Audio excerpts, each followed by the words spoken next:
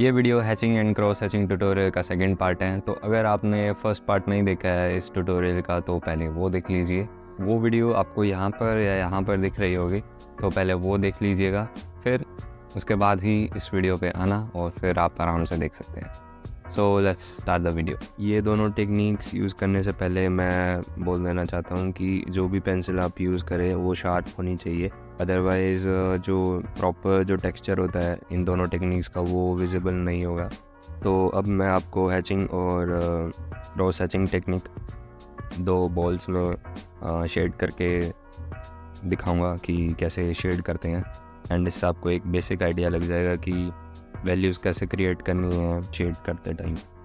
And इसके बाद आपको प्रॉपरली समझ में आ जाएगा कि एक्चुअली में कैसे शेड करनी है इन दोनों टेक्निक्स का यूज़ करते हुए।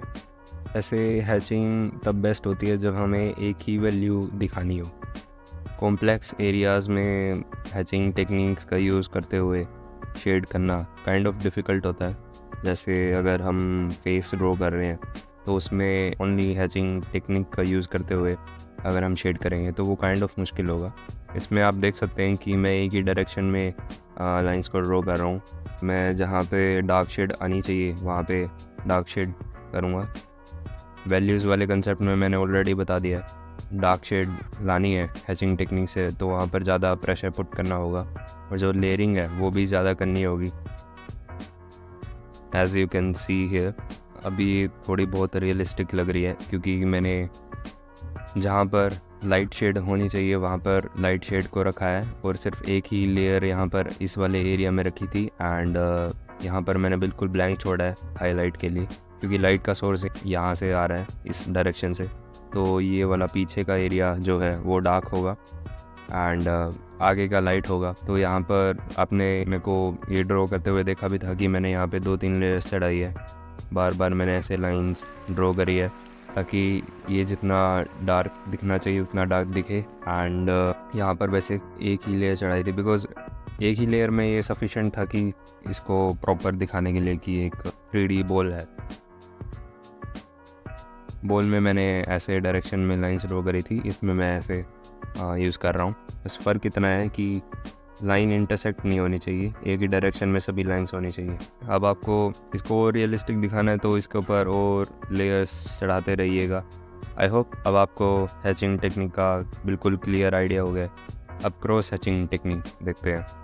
क्रॉस हैचिंग की सबसे अच्छी बात यह है कि ये कॉम्प्लेक्स एरियाज़ में शेडिंग करना बहुत आसान कर देती है। इसमें बाउंडेशन नहीं रहती है कि एक ही डायरेक्शन में हमें शेड करना है, तो हम किसी भी डायरेक्शन पे कहीं पर भी लाइंस को ड्रॉ करके और कम ज़्यादा स्ट्रोक्स लगा के लाइटनेस या डार्कनेस शो कर सकते हैं। अब यहाँ पे इस सर्कल में मेरे को बाउंडेशन थी कि बस ऐसे ही शेड करना है, बट क्रॉस हैचिंग में as you can see here मुझे कोई बाउंडेशन नहीं है। मैं कैसे भी लाइंस का यूज़ करते हुए लाइटनेस और डार्कनेस दिखा सकता हूँ। भी आप देख ही रहे हो कि मेरे ऊपर कोई बाउंडेशन नहीं है, मैं कैसे भी लाइंस को किसी भी डायरेक्शन में कहीं पर भी इसको शेड कर सकता हूँ। तो मेरे लिए बहुत इजी रहा इसको बनाना क्रॉस हैचिंग टेक्निक से और बहुत जल्दी भी बन गया। और आपको लाइंस का टेक्सचर भी दिख रहा होगा दोनों में, इसमें सिर्फ इसी डायरेक्शन में और इसमें कैसे भी मैंने लाइंस को यूज़ कर रखा है शेडिंग इफ़ेक्ट क्रिएट करने। इसमें भी शेडो बना देता हूँ। सो अब आई होप आप दोनों टेक्निक्स को समझ गए होंगे, इनका मीनिंग क्या होता है, वैल्यूज़ कैसे क्रिएट करते हैं इन दोनों टेक्निक्स का यूज़ करते हुए, और मैंने आपको शेड करके भी दिखा दिया है इन दोनों टेक्निक से। एंड अगर इसको मैं और जूम आउट करूं तो अब आप इजीली देख सकते हैं लाइंस का टेक्सचर कैसे दिखती है ये दोनों टेक्निक्स। तो अब एक बार बिल्कुल छोटे से कंसेप्ट के ऊपर बात कर लेते हैं कि अगर हमें टेक्सचर क्रिएट करना है, एक है रफ़ टेक्सचर और दूसरा है स्मूथ टेक्सचर। रफ़ टेक्सचर आप जो शार्प पेंसिल नहीं होती है उसका यूज़ करके भी बना सकते हैं, दिस इज़ रफ़ टेक्सचर। जो पेंसिल शार्प नहीं है उससे रफ़ टेक्सचर ही बनेगा। या फिर अगर पेंसिल शार्प भी कर रखी है आपने, इसके लिए रफ़ टेक्सचर दिखाने के लिए दूर दूर लाइंस यूज़ करनी होगी, मतलब कि दोनों दूर से दिखें कि हाँ आर्टिस्टिक वे है ना, और लाइंस दिखनी चाहिए दोनों में। और जब हम स्मूथ की बात करते हैं तो इसमें तो सिर्फ वही पेंसिल लेनी है जो शार्प्ड है, कम डिस्टेंस पर, चाहे आप लाइंस को मिला के शेड कीजिए। मेन मोटिव हमारा यही रहता है कि हम स्मूथ टेक्सचर क्रिएट करें। दोनों में ज़मीन आसमान का अंतर है, बिल्कुल फाइन लाइंस और दूर से तो एकदम स्मूथ दिखना चाहिए, स्मूथ टेक्सचर है, और जब पास होके देखें तब हमें विजिबल हो कि हाँ हमने लाइंस का यूज़ कर रखा है। I hope you can see the lines here. Unsharpened pencil से ऐसा टेक्सचर क्रिएट करना काइंड ऑफ मुश्किल होता है। अब यू कैन सी ये शार्प पेंसिल नहीं है और मैंने बिल्कुल पास लाइंस का यूज़ करा है, बट फिर भी इसमें स्मूथ टेक्सचर उतना विजिबल नहीं हो रहा।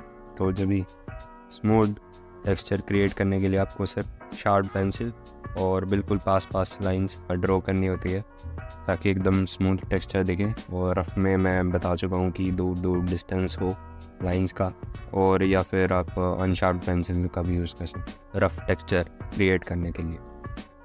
अब लास्ट चीज़ के ऊपर डिस्कस कर लेते हैं, जो कि है कि इन दोनों टेक्निक्स के लिए सबसे बेस्ट पेंसिल कौन सी रहती है। तो the best pencil for hatching technique is mechanical pencil, क्योंकि इसको शार्प करने की कभी भी नीड नहीं रहती है। You can see here the lead, ये बहुत पतला होता है और इसे कभी भी शार्प करने की नीड नहीं रहती है। हाँ, तो आपका पेंसिल को शार्प करने में बार टाइम नहीं जाएगा, एंड स्टिल आप बहुत ज़्यादा फाइन जो लाइंस है वो ड्रॉ कर सकते हैं। इसके लेड्स से बहुत इजी होता है हैचिंग टेक्सचर को क्रिएट करना, तो that's why it's very good to use these mechanical pencil. So I hope अब आपको समझ आ गया दोनों टेक्निक्स का सब कंसेप्ट, मीनिंग, वैल्यू क्रिएशन, और जो मैंने वो शेडिंग करके दिखाया था।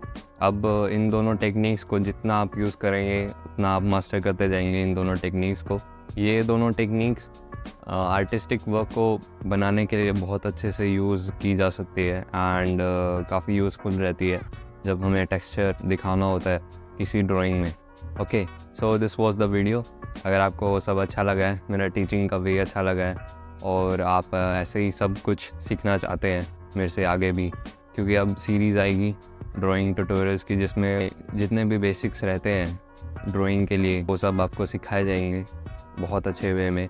तो आप इस चैनल को सब्सक्राइब कर लीजिए ताकि आगे आने वाली इससे भी अच्छी वीडियोस को आप देख सकें, और एज एन आर्टिस्ट आप बहुत ज़्यादा जल्दी एंड ईजीली ग्रो कर सकें। अगर आप जानना चाहते हैं कि इंडिया में क्यों सभी लोग मानते हैं कि आर्ट की फील्ड में कम स्कोप है, तो आप ये वाली वीडियो देख लेना। और अगर आप अपने पेरेंट्स को कन्विंस करना चाहते हैं कि आपको आर्टिस्ट बनना है उसके लिए, या किसी भी प्रोफेशन के लिए, तो आप ये वाला वीडियो देख सकते हैं। तो thanks for watching this video, शुक्रिया। अब फिर मिलते हैं नेक्स्ट वीडियो में।